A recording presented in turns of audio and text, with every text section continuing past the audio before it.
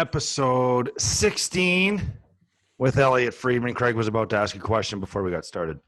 Morning, Elliotte. Good morning, Craig. Good morning. Always nice to start off with a smiley Elliotte on Monday. There's nothing better. I find that very hard to believe, but I appreciate you saying it. I didn't see the bite. I didn't see the bite, Elliotte. I woke up. What day was the bite? Was it Friday? Saturday. It was Saturday. So I woke up yesterday, and I obviously checked Twitter or whatever, and saw a bunch of people in my inbox about the bite, and Elliotte just started out by saying we were talking about you on Saturday night about the bite or whatever it was, and about Jarkko Ruutu. Yeah. Elliotte, I remember one thing about that. I was told not to show the media my thumb after the game. I don't know why, but Chris Bandera came in and he said, Darcy does not want you to show your thumb to the media. And that was that.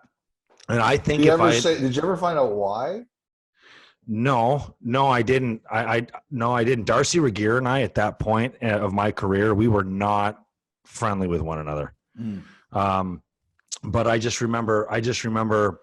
What guy was he friendly with? I just remember Ruutu got 2 games for that, and I think it cost him like $36,000. I think it's the last suspension. I think it's the last suspension for biting prior to this one that's coming. Yeah. What happened? What did you say, Craig? Well, so the Brendan Lemieux got in a skirmish with Brady Tkachuk. They fall to the ground. They're rolling around, and somehow Brendan Lemieux ends up getting, Brady Tkachuk's hand in his mouth, and he bites him. How did it happen with Jarkko Ruutu? Now, did he not try and push you away, and all of a sudden, or you were doing something to him, and your finger got caught in his mouth, and he chomped down on it? Well, your finger doesn't just get caught in someone's mouth. Okay, it has to get there somehow, right? So it was. I don't remember exactly the skirmish in between the benches or whatever, but I know that I had Ruutu, and I'd wanted to. I think the whole league had wanted to pound Ruutu for many different reasons. But anyway, so I had him. And I never, the protective part that comes over the thumb, where your thumb goes in, and you have that little piece that connects your thumb to make it mobile to the actual thumb pad, so it's not broken away and can't get slashed and stuff. I always cut that piece, and it made my thumb more easy to wrap it around my stick or whatever, right? And that's the only reason, never to grab on or anything. Elliotte, it was never to use it as of course not. But so anyway, so I get into and I'm face washing him, and I just remember I'm pressing my hand against his face, and he turns you can see him in the video. He turns his mouth and bites for the side. He bites for my thumb, and he grabs my thumb. And I just remember, I remember I tried to pull my thumb out, and he just kept biting harder and harder. And then I tried to take and then I felt something pop, right? I felt something pop. So I tried to literally pull every tooth in his mouth out of his face. I just ripped my hand out of his mouth, he was biting down. It was like being stuck in a car door. I've had my thumb stuck in a car door before. Okay. That's the same thing. So anyway, I look at it, and part of under my nail has exploded out from underneath my nail. And it's hanging out by about half an inch. Okay. And it's dangling, and it's bleeding, and I don't know what it is. It's something from under my thumb is dangling over underneath my nail and out of so I'm in shock, right? I didn't know what the hell happened. So anyway, so afterwards I was just told, don't show your thumb to the media. I'm why can't I show my thumb to the media? The guy will get 10 games for this if I show him. Otherwise it looks like I'm friggin' lying. Can I just interject into this amazing conversation. First, your intentions on the ice back then were not good. Okay. You were there to punish and put fear into guys' brains. If you come to the defense of Jarkko Ruutu right now, I am going to eye gouge you through this computer. Do you understand me? I will bite your goddamn thumb right off your hand, okay? Because you are not going in with good intentions. And if your thumbs ends in my mouth, it is coming off your hand. That's you. If it's someone else, if it's Temi Panarin where I'm rolling around with, or 99% of the guys in the league, you are dangerous. You were dangerous, and you're not going in just to have some fun and kind of like police. Hey, everybody, calm down here. You were going in with an intent. And if I'm only going to get a 2-game suspension back then, I would have chomped your finger too. That's all I'm saying. So proceed. No, there's nothing more to proceed about. Elliotte, what's going to happen to this guy? Well, on Tuesday, he's going to have it's via Zoom, but it's an in-person hearing. So you're minimum 5, right? No, it's not minimum. It's not minimum. It's the option to go above 5. I once said minimum 5, and I was told that is the wrong way to say it, because technically, Craig, they could say, all right, 5. So it gives them the option to go over 5 games. So that's basically where we are. And it sure sounds like they're preparing to throw the book at him. We'll see what he has to say. And Brendan's represented by Claude. So this should get interesting. Yeah, Claude's no shrinking violet. So, and he fought Keith Tkachuk at the 96 World Cup. So it's a long family history. So I've watched the video. I can't see a clear moment where you actually see him bite him. I can see where he tells him that he was bitten, but we can only assume that he was. There is an angle where it looks like he bites him. Yeah. So what? 10 games. 10 games is what I'm calling. Why not? Well, one of the things that someone said to me was, we're so concerned about hygiene now. Like, they wonder if that's going to play a part of it. Like, I don't know. It doesn't sound like you can get COVID from biting or anything like that. But, one of the problems is, that we're, talking about, you got to keep yourself clean and wash your hands and don't do stuff like bite or lick people. So I do wonder if that's a part of the whole thing. Does he have to get some kind of a special shot for that? Well, if you're not up to date in your tetanus, you might need it. Yeah. Because I had in junior, I punched a guy in the mouth and I had his tooth stuck in my hand. Yeah, you can get infected by that. And I had to have some kind of a needle given to me. They gave me a shot for something, just in case it was, I don't know, there's some kind of bacteria. How many games are you going to get, Elliotte?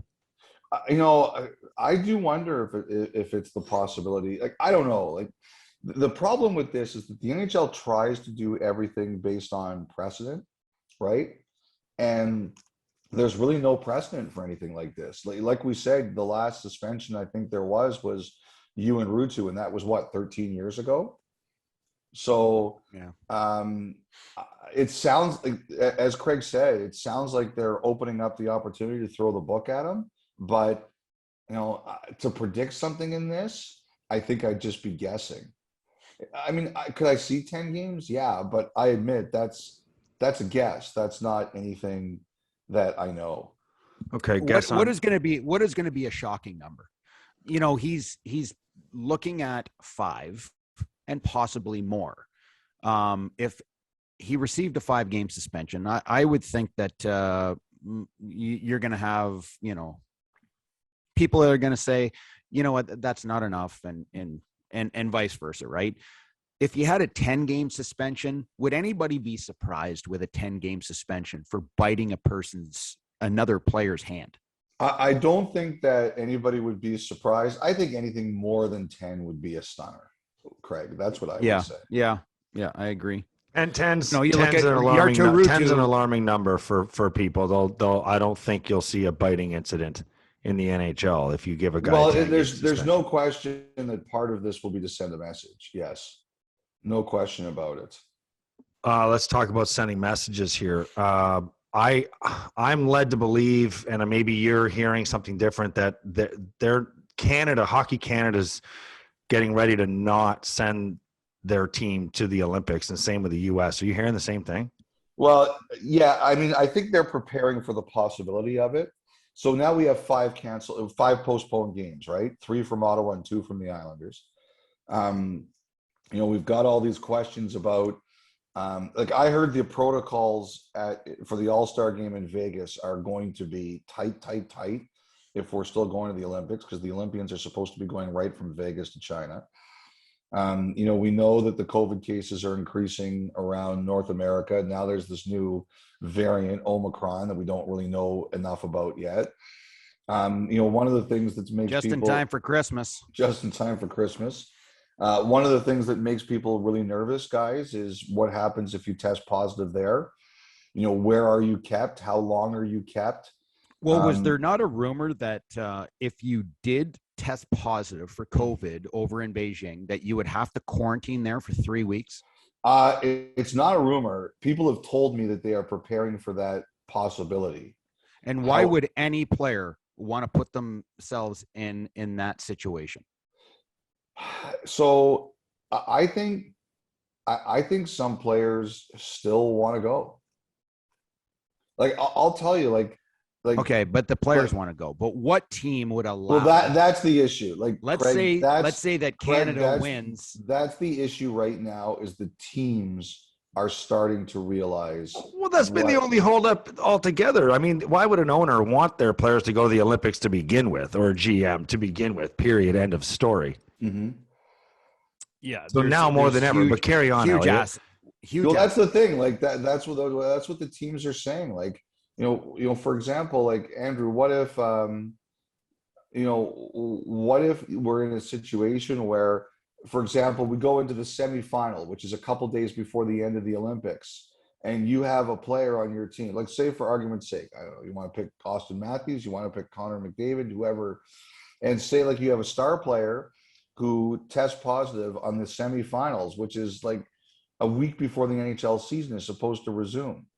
How are you going to feel about that? As you said, as an owner or GM, yeah, we know exactly how they're going to feel. The same way, chance. Like that's why I'm saying I am 100% convinced they're not going. I am 100%. It makes no sense. It didn't make sense a year ago when they were talking about it, when all the players were complaining about how condensed the schedule is and next year and all this stuff, when it's good for negotiations. But then when it comes down to the Olympics and you have an even more condensed season with the Olympics and an all-star break, and an all-star break where you have to go to the all-star game and then fly over to Beijing from Vegas doesn't make any sense. And you're going to run these guys ragged. The other thing too, guys, it's not like in China right now. You can get a flight in or out pretty easily. I haven't checked. My travels to my commutes to China are minimal these days. There was a story with those players. There's not a story on private jets. I don't think it's not that. Well, they are taking a private jet there as a group. It's a private NHL flight. But Craig, like there was a story in the New York Times 2 weeks ago about a luger from I guess that's what they're called, lugers. From Poland who got, I don't remember, did he get sick or hold on, I'm going to check it right here. I've got it up on my screen. He was injured in China, and he couldn't they wouldn't let him leave because of the COVID rules. So he had to go on a cargo plane. He stuck onto a cargo plane so he could get out of China. Like it's, like you can't just hop on a flight in and out of China right now. So if you test positive there, what happens? Like what kind of a cargo plane are we talking? Like, did he go as like a FedEx box, a package, or what? Like, what did he? Funny. That was at the end of the article. I'm quoting the New York Times here. The The cargo plane's interior was just like that of a passenger jet, adding the athlete had described his journey from Beijing as very comfortable. And he flew from Beijing to Milan, and from there he was from Poland. He got back to Poland. Okay. Like, so like all of these things are really starting to come out now. And look, also, what do we know now? Canada has a backup coaching staff, right? So Claude Julien's going to coach Team Canada at the Spengler Cup and the Channel One Cup. And if they don't go to the Olympics, he'll be the backup Olympic coach with Bruce Boudreau and Scott Walker, and Shane Doan is the GM. So the U.S. is going to have something like that too. They're going to have a backup plan. Correct me if I'm wrong. There are plans though to maybe go without the pros. Is that what I'm hearing? Each country has a list of 55 players from the NHL that are on there called long lists. Canada's got 56 because they got an exemption for Carey Price. But I'm told that they also submitted lists of like up to 150 players, right? So there's like another 100 or so guys who could be on your team if you don't have the NHLers. And like, so example, there's this tournament called the Channel One Cup. It's in Russia. It's early next month. And there's the Spengler Cup, which is in Davos. And, I think a lot of those players will be on those teams. You just got sidetracked there. What happened? Someone just sent me a text. Uh-oh. What is it? Is it insider information type stuff? No, they were just asking me something. What are they asking you? Just if anyone had a hearing who wasn't suspended. Oh, okay. All right. Tell me this. I'll ask you something. Are the Sabres looking for a goalie? Are they serious about looking for a goalie? Yes. Do they think that's their problem? It's not that they think that's their problem, Andrew. It's just that, like, I'm trying to remember, like when let me look at the start of your career.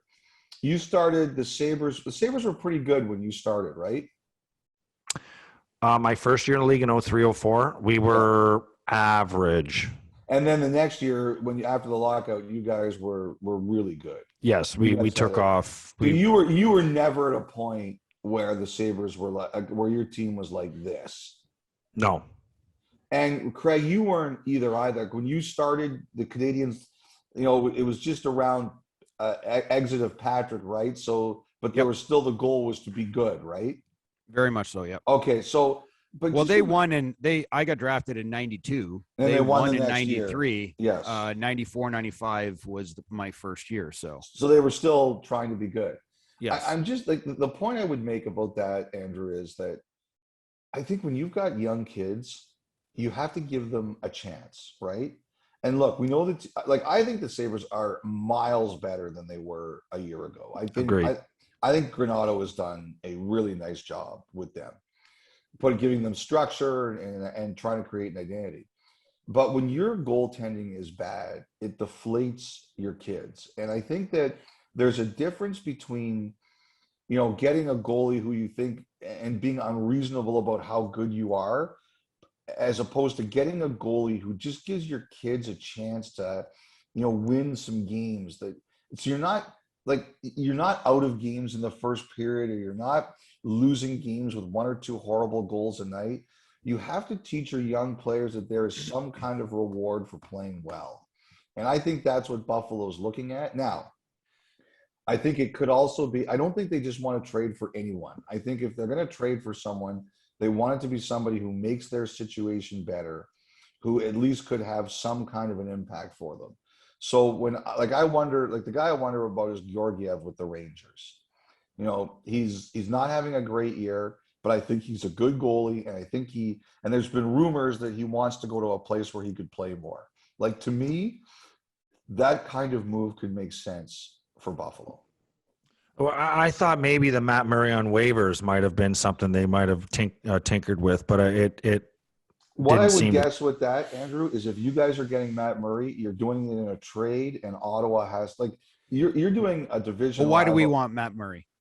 Well, the thing is, if you think he can be better, Craig, that's the question. Number one, do you think he can be better? And number two,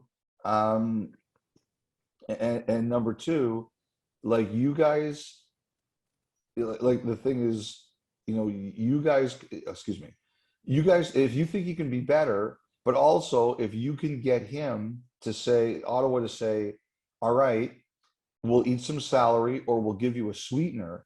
It's not only that you get Murray, but maybe you get him at better value, or maybe you get something extra for doing it.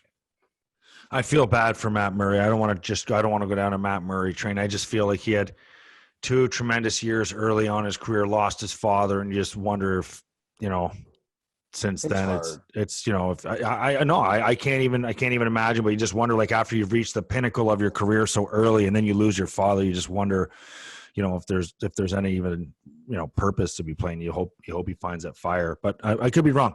I'll tell you this. The thing is, like, you guys, this is a win-oriented business. This is a results business.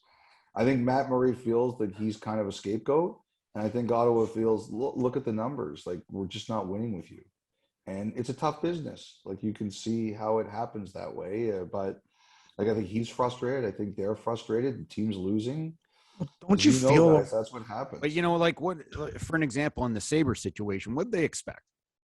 What did they expect? Did they expect miracles with the goaltenders that they brought in?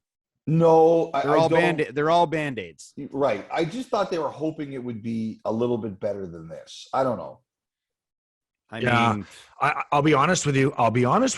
I think I went back and I have not caught every single Sabres game, but I've been up to date. I've caught highlights of every single game. But I'll say this: I went back and watched the last game who they lost, not the Detroit game, the one before that, and then they let in 5 goals, and then they let in a bunch against the Leafs, and they had the Columbus game there, and I went back and I watched, and I'm like, what are some of these goalies supposed to do? Like there are plays that, I just don't want the goalies to be a scapegoat, because some of these young guys are making key crucial mistakes in front of them. No. And what? No way, man. The goaltenders suck. Oh, hold on. No. There have been some suck. bad breakdowns in front. I would hate for the goaltenders to become a scapegoat. I don't want to waste Elliott's time battling about the Sabres goaltending with you, Rivet. No, but the thing is, like, guys, like, I feel have not this. been good. Look, we knew what the Sabres were going to be this year, right? Right? But yes. You have young players like Cousins. Eventually, Quinn's going to be up there. Krebs is going to be up there. Peterka is going to be up there. Like, all, and still Dahlin is still a young man who's learning to grow and play the game.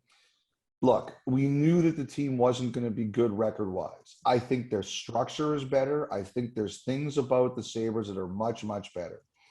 I think when you're having too many nights like the one you had on Saturday, where it's 4 goals in the first period, and some of them shouldn't go in, I think you have to create an environment for your players where you feel you at least have a chance.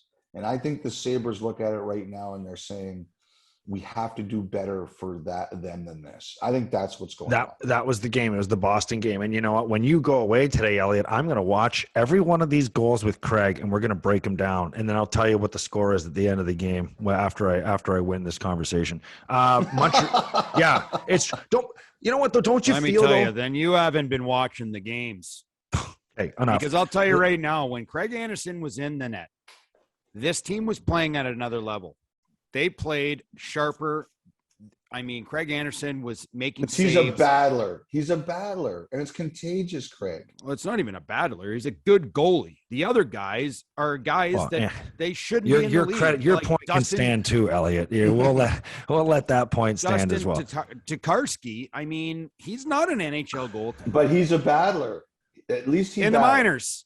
He should be in the minors. Yeah, okay. And Aaron Dell is not an NHL goaltender. He well, should be in the minors. I do think there's a lot of frustration with Dell. I do think there's a lot of frustration with Dell. But Tokarski, at least, Craig, like, at least he battles. He does. Hey, but I'm not looking for battlers. I'm looking for guys that are going to stop the puck on a regular basis. Manage your expectations, please, sir. No. Craig, I find, like, I'm interested in your perspective here, Craig, because obviously you played a long time. I had guys tell me that when it came to goalies, because as you know, goalies are voodoo, and a lot of players just don't involve themselves with what happens there. And they always said to me was, at least when things are going badly, there's the goalie battle. Like, that's all I want to see. Like, he understands that some guys aren't necessarily good enough. So when I look at a guy like Tokarski, and I watch Tokarski play, I recognize, is he a true number one in the NHL? No. But I see a guy who realizes, because of everything he's been through, that his time in this league is precious, and he's going to fight and scrap for every second he gets. And if I was playing in front of that guy, I would be like, this guy's busting his balls for us. That's what I would say. Take that, Riv. And I'd be scratching my head with the organization saying, holy shit balls. Why are we not getting an NHL goaltender? Because I'm going to tell you right now, Aaron Dell had tiny cups of coffee, 2 games one year, 5 games in the next year, 17, 3. Then the next year it was 6. Then he fell off the face of the earth for like 4 years. And now all of a sudden he's back. He's back, and we're considering him an NHL goaltender. He's not an NHL goaltender. I'm sorry. He's a good goaltender. He is a good pro goaltender. He is not an NHL guy that is – listen to me. This is a very young, immature team. They're working through some ups and downs. And I'm going to tell you, I've really enjoyed watching the Sabres this year. I love what Don Granato's done with the team. I love the young players. I love the old players, Kyle Oposo and Gergensen. They've done a really nice job overall with a team that is really not that good right now. But right now, the goaltending has not been good. And if you want to even have an opportunity to stay in these games, I don't think that these are the goaltenders that you're going to win with. They're not going to steal your games because they're not NHL. They're not NHL goaltenders. That's just my opinion. Okay. Everybody can bite my head off, but I don't think Tokarski was out of the league for 3 years, 4 years. There's a reason why he was out of the league for 3-4 years. There's a reason why the 7 years before that. All right, Craig, I'll give you this. I'll give you this. I'll give you that, what you're saying, but I'll say that they may not be the goaltenders that can get you to the playoffs, but they're not the key. They're not the only problem with what's going on with the team right now. Like, you can look at the scoreboard and say 5 against this team, 5 against that team, but if you're letting in 5 and they're giving up maybe 1 every single night on 5 that they should have, but the other, like Darlene backing right off on guys, like, come on, like, they're not the only problem. Elliotte, agreed. But I would Wait, like that tough crowd, Craig. But I do know that in a results-based business, that's not an unfair opinion. I just think the goaltending has been weird in the NHL the last few years. Like, I feel like teams are going to continue with a carousel of goalies until they find their guy. You know what I mean? Like last year, especially obviously with COVID, needing multiple goalies and finding these random pieces. You find a Binnington who takes you to the cup a few years ago. Like, you just wonder if teams are always going to be going into seasons jet set on who their goalies are going to be throughout the whole year. We have to, I would think that the Sabres right now are looking at the goaltending situation in Buffalo. And they're going to hope that one of the 3 young men that are up and coming will eventually be one of the guys. I agree with that, but I think the question is the bridge to get there. Yes. The bridge to get there. The bridge to get How there, do you, is it Matt Murray for 2 more years after this? Is it Georgiev? Like, who is it? Someone else? How do they get from here to there? Like, are people wanting Ukko-Pekka Luukkonen? I am. Like other teams? You are? I want him here. I want him to. Why is that? Why is that? Because why not? Is he ready? Because he's got 12 games played. His goals against average is a 3.42, and his save percentage is .888. That's why. Let me look at. That's why you have not seen Ukko-Pekka. I just want to see his numbers in relation. He's not. To the rest He's of not. the, he's not lighting it up by any stretch of the imagination down the minors. Let me just see. I just want to see how that's related to the rest of the league. So, it's down there. There's no question. sometimes you never know if like the league's got a high save percentage season or something Yeah. like that. I mean, But listen, in goals Ukko-Pekka against, Luukkonen is working through what we all thought he would do. Oof. It's his first year that he has played a full pro season. A full pro season. That's what he's doing right now. And he's still young. He's still young. He needs time to marinate, and you cannot bring these guys up until they are ready. there might be something there that I'm not seeing, but he's 42nd in save percentage, and I think he's around the same spot in goals against. Like, I'm with Craig on this one. I want to see him too at some point. He's 46th in goals against. I want to see him too at some point, but you don't call him up just because you have a problem. That's That what is the old wrong- regime would have Yeah. done. That's the mistake. You call him up when he's ready for this. When he's You look at the chances. when he's earned the opportunity to come up. Ready or earned, whichever one you want, probably both. But Andrew, like the way the chances they give up and the shooters there are in the NHL, you don't bring that guy up here unless he's ready for it. Look, I'm fine being wrong, so you guys can be right. That's basically what I'm doing there. Elliotte, tell us what's going on in Montreal. I thought that train wreck would have come to a halt a while ago, but it finally did, and now they're in search for a new GM. What's going to happen? What's going to happen in Montreal? Are the coaches safe there? I think I don't know how you could feel that anybody's safe there after what happened this weekend. First of all, I think we all knew this was going to be Mark Bergevin's last year. I think he'd burned out, and also I think he'd made it very clear that unless he got a significant raise, he wasn't going to consider staying. He recommended Scott Mellenby as his successor. They had conversations, and then suddenly in the last couple of weeks, Montreal decided it was going in a different direction, which we now know is Jeff Gorton, and it was over. And Jeff Gordon being the ex-Rangers GM. Yeah. So I think it caught a lot of people in the Canadiens organization by surprise. Bergevin claimed not to know it was coming. He said he didn't know it was coming. I've got no reason to disbelieve him based on what I heard. And in that situation, Andrew, is anybody safe? I don't think so. There's going to be some big decisions made, but I think last year was a surprise that they got to the Stanley Cup final. It was great for them, but it was a surprise. And I think this year it's the exact reverse. And I think it was even more of a surprise. And I think Jeff Molson just decided it was time to go in a different direction. Any idea who Trevor they're looking Timmons? Trevor Timmons, he was a pro. There a long time. Very long time. He was there when I was. He was there when you were there? Yes, absolutely. Oh, really? He's been there a very, very long time, and he's obviously worked himself up into the to the upper echelons of the brass. But he's been there a long time, so that's an eyebrow raise with that one too. And I just, again, Trevor Timmons making that decision on picking the player that they did in the first round this year. I have wondered if that was like Craig, like Molson and Bergevin were really tight. Like they were simpatico for a long time. And I think the relationship fell apart. I think the contract negotiation was one thing.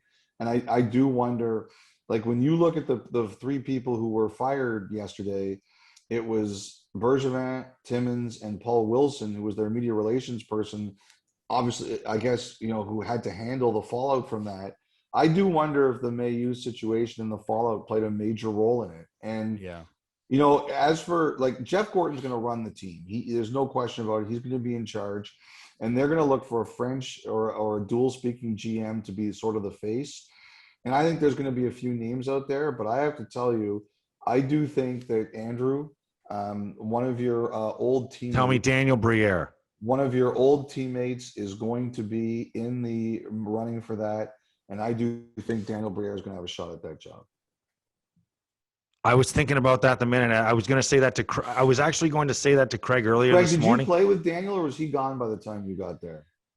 He was gone, but I played with Briere at the World Championships in 2003, and we won the gold medal there. And he was our big star. I thought I would be laughed at for that. No, but I think Briere is exactly what they're looking at. a younger guy. Like, and Daniel's done it the right way, right? Like he's run ECHL, he's learned the business.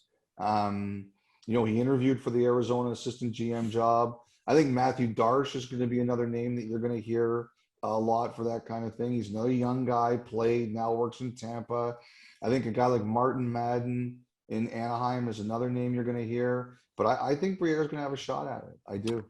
Well, one thing I'll say about Danny is he's extremely classy, right? Yeah. Like I think, when I think about Briere, I think about class. I mean, that doesn't necessarily earn you a job, being a general manager, but he has obviously knowledge of the game. I'm not one for public statements. Question no, about... not till I'm done. I'm not one for public statements, but I loved Bergevin's. I loved his. Yeah, I thought it was really well done. Thought it was really well done. I don't praise public statements ever. But I just thought his was, I was actually wondering if he was going to do one. And then I saw it and I was like, wow, okay. You know what? That's pretty cool. That was a very well done public statement. Act. Now you can have the floor, Craig. Okay. And then we got to wrap up because we promised Elliotte we'd be short with him. Yes, Molson's speaking in a few minutes, so I just got to. Okay, I'll just make this quick. So, we talk about a guy like Danny Briere. As much as he is a GM in the East Coast Hockey League, it's very different than being the GM of the Montreal Canadiens. But don't forget, Gorton's gonna run that show, and he's going to. That's what I'm talking about. Yes. Okay, that's what I'm talking about. If you're gonna have Jeff Gordon in there, and how much hockey operations, it's obviously Jeff Gordon's vision. And now Danny Briere is going to be part of that and negotiate and be in the conversations and opinions. That's what I was asking. Jeff Gordon has been around a long time. He's done a great job. You bring in a young guy that has that speaks to the media extremely well. I think Danny would be a fantastic guy from Montreal. Elliotte, I agree. I think he'd be a great choice. Before we let you go, give us something to nibble on for the week. What are you chasing? Well, there's a lot of stuff out there, man. I wonder what's going to happen in Philly. Like they look really like New Jersey. I am so impressed by New Jersey this year, especially. I thought they'd fall apart after Jack Hughes got hurt, but they took it to Philly last night, man. They really did. So who's getting canned? I don't know. I think Philly could do anything. I think it could be trade. I think it could be coach. I think the pressure is really mounting there. I can't figure that team out. I just can't. You cannot figure. And the goalie's been fantastic. It's time to get rid of a lot of those players. Period. Like to start with some of those guys, move on from your captain, move on from your leaders, and go with some of that young talent that you have there. That's my opinion. But what do I know? Elliotte, you're the man. Enjoy the you got a question from Molson today? You know, throw a question at him? No, I don't know. I'm going to see how it goes and kind of go from there. Well, we appreciate this. Talk to you next week. You. All right, guys. Always great to chat with you. Great chatting with you too. You're gonna be your trivia question's almost over, Andrew. Who was the last player bit that resulted in a suspension? It's gonna be another erasure of Andrew Peters. I know. I don't like it. The less I can be out in those moments, because other things come up, right?